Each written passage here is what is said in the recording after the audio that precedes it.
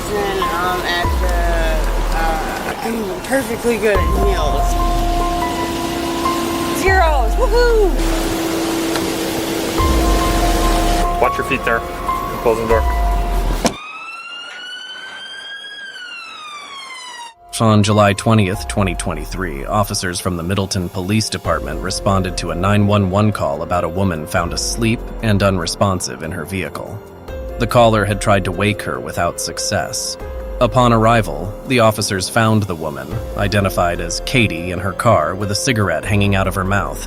They managed to wake her and asked her to step out of the vehicle. Hello. Can you step out of the car for me? He's passing in and out. I'm gonna have you take a seat right over here, okay? Take a seat on the curb for me.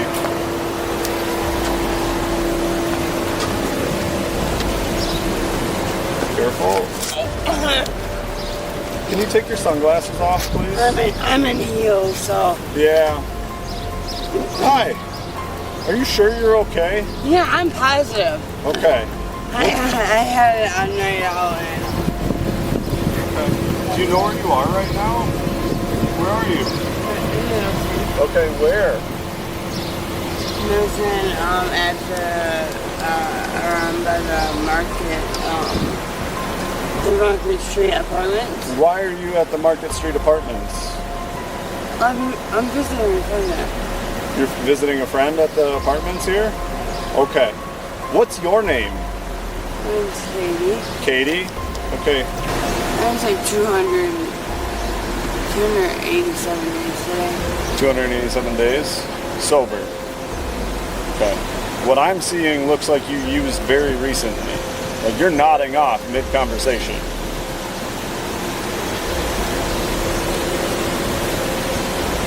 So that's why I'm asking you to explain this behavior. What's going on? Why are you acting this way?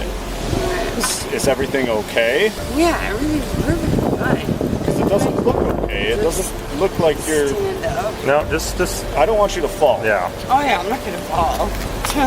Okay. I'm perfectly good at meals. Katie was disoriented and struggled to explain why she was parked at the Market Street Apartments. She claimed to be visiting a friend named Tony, though she couldn't provide his last name or apartment number. Throughout the interaction, Katie's behavior was erratic. She was often inattentive, tried to text on her phone, and exhibited slurred speech. She insisted that she was sober, stating that she had been sober for 287 days, despite clear signs of impairment. Hello? Can you put your phone down? Yeah, of course. Right now. Put it down. I'm busy talking to you. Okay, You're definitely high or drunk or both. What are you on? What are you using? I'm not using anything. Okay, then why are you impaired? What's going on? What's in your system? Nothing. I literally just went to go grab coffee. Okay. I literally just went to go grab coffee. Were you drinking? No. Want to try my latte? It's caramel. No.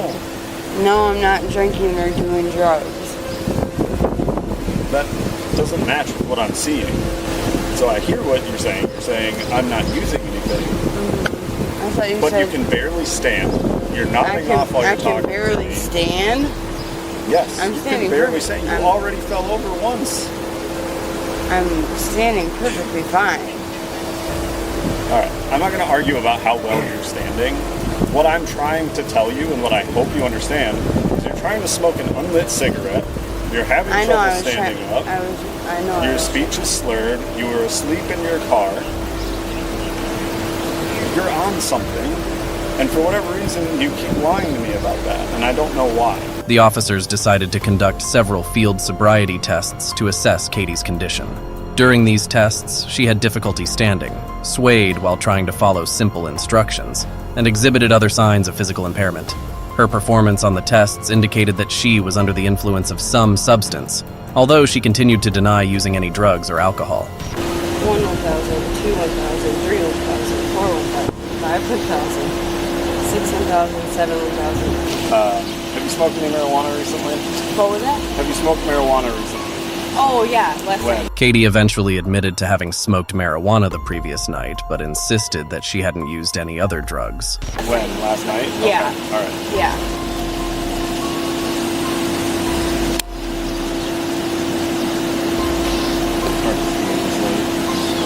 Zeros! Woohoo! Yeah, it's not done yet, but I'm guessing That's gonna it'll be stay zero. that. Yeah, I don't. Although it was true that Katie did not drink alcohol, the police were still not convinced by her explanations and excuses.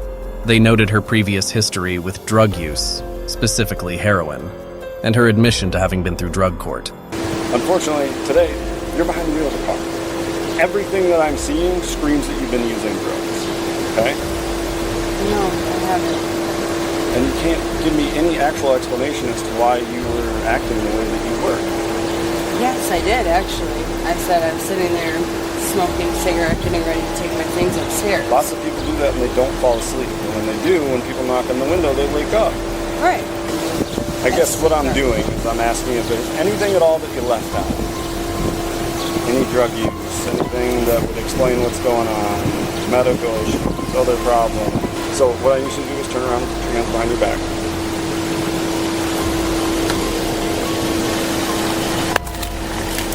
I'm not doing that.